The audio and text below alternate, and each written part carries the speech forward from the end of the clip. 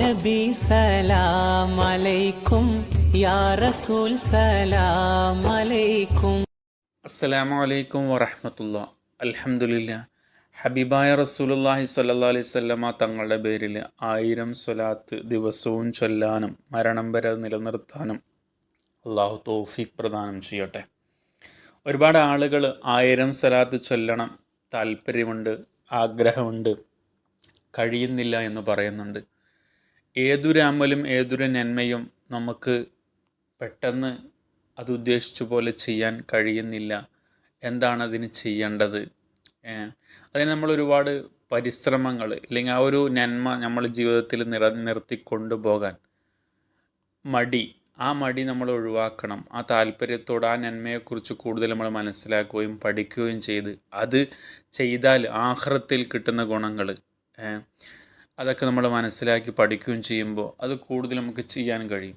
നിസ്കരിക്കാൻ മടിയുള്ളവർക്ക് അതൊരു മല ഇവിടെ നിന്ന് എടുത്ത് അങ്ങോട്ടെടുത്ത് വെക്കുന്ന പോലെയുള്ള ഭയങ്കര ഭാരമായിരിക്കും. അപ്പോൾ ഏതൊരു നന്മയും നമ്മൾ ചെയ്യാൻ ആഗ്രഹിക്കുന്നുണ്ടെങ്കിൽ അത് നമ്മുടെ മനസ്സുകൊണ്ട് ആഗ്രഹിച്ചാൽ നമുക്ക് കഴിയും.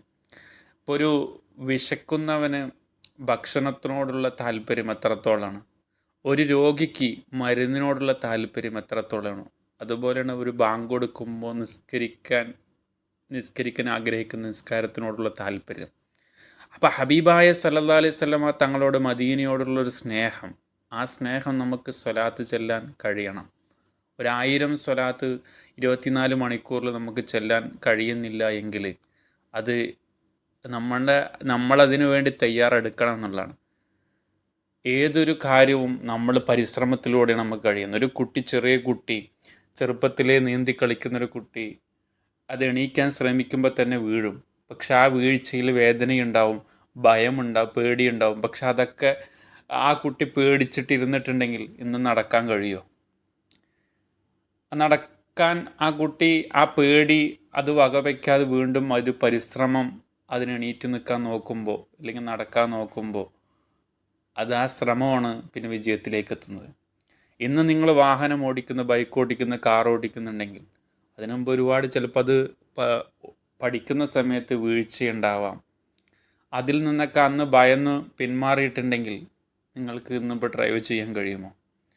അപ്പോൾ ഏതൊരു കാര്യത്തിനും തടസ്സങ്ങളുണ്ടാവാം. ഇപ്പോൾ നമ്മൾ സ്വലാത്ത് ചൊല്ലാമെന്ന ആഗ്രഹം പ്രകടിപ്പിക്കുമ്പോൾ ഇബ്ലീസ് അത് ചെല്ലാതിരിക്കാനുള്ള പണിയും ഇബ്ലീസ് തരും. അപ്പോൾ അതിനെ തരണം ചെയ്ത് മുന്നേറുക എന്നുള്ളതാണ് ഒരു വിശ്വാസിക്ക് വേണ്ടത്. അപ്പോൾ അൽഹംദുലില്ലാ, ഈ ഒരു നല്ല നിയ്യത്തിൽ നമ്മൾ ഇന്ന് കിടക്കുന്നതിന് മുമ്പ് ഞാൻ ചൊല്ലി തീർക്കുമെന്ന് മനസ്സുകൊണ്ട് ആഗ്രഹിക്കുക. അള്ളാഹു തൗഫീഖ് പ്രദാനം ചെയ്യട്ടെ. ആമീൻ.